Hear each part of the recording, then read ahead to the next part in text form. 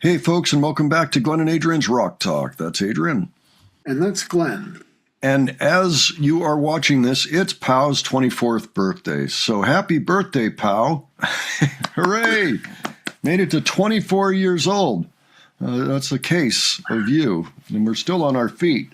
So, that's a Joni Mitchell quote. I think she would like that. Today we're going to take a look at a 15-minute compilation that came out on the Warning Deutschland channel last year. Okay, it's 15 minutes long, but it is different POW cams, just clips, I believe, from different shows that happened on that tour, which includes the one that we went to together in Boston on September 13. And so that's very cool. It'll probably be up front because I think this is chronological. We're very thankful for this compilation, and we're just going to check it out. We may stop from time to time, but for the most part, we're going to try to let it run and maybe make a couple of comments here and there.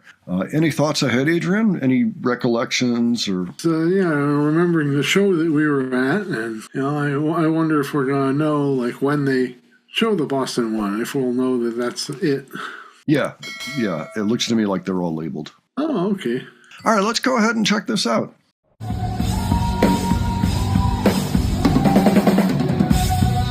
That looks like sound check. You see, that's where the meet and greet was. Oh.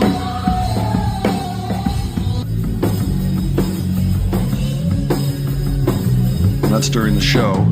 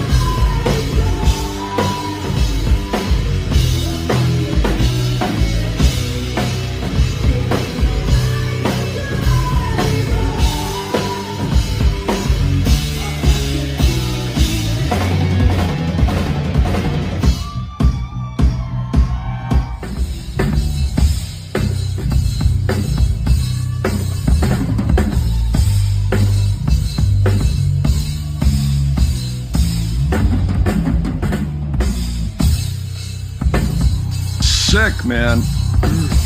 Yeah.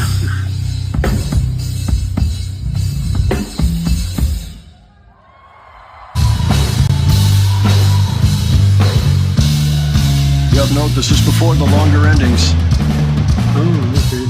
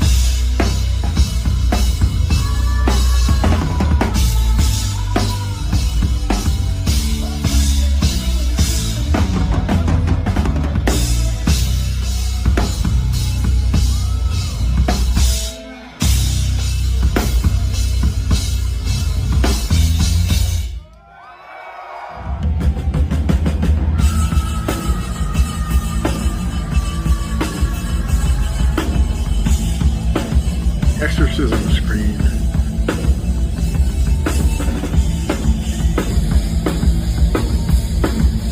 Her most iconic scream. Mm-hmm.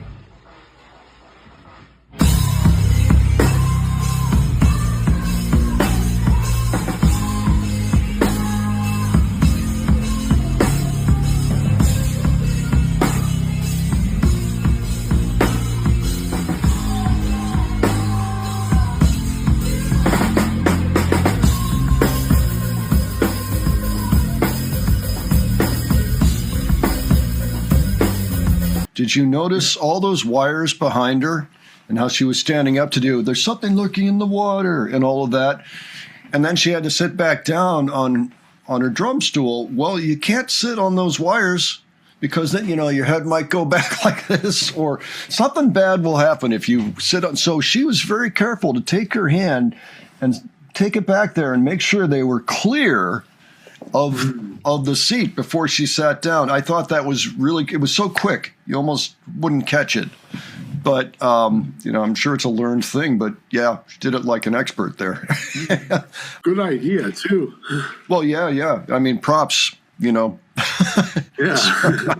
All right, let us continue.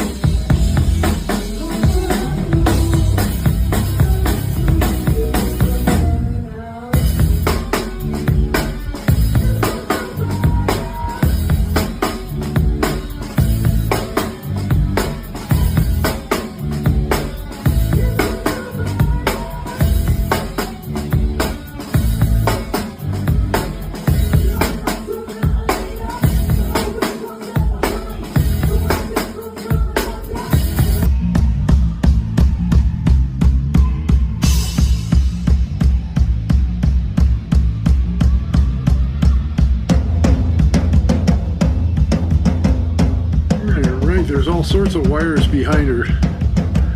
I wonder if that's how she keeps powered up while drumming.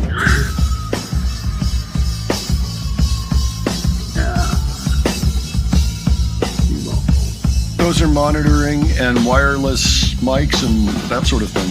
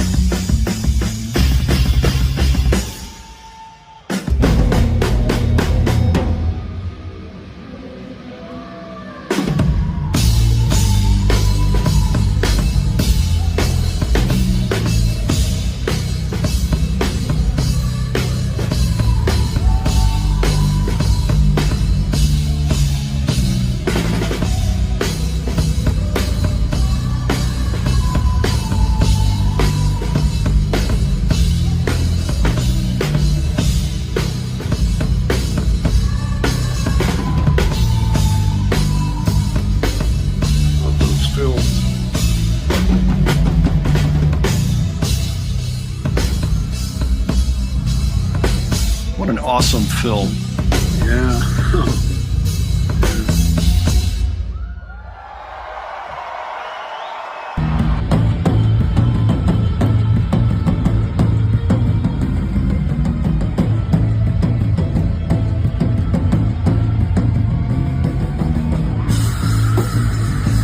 There she goes again.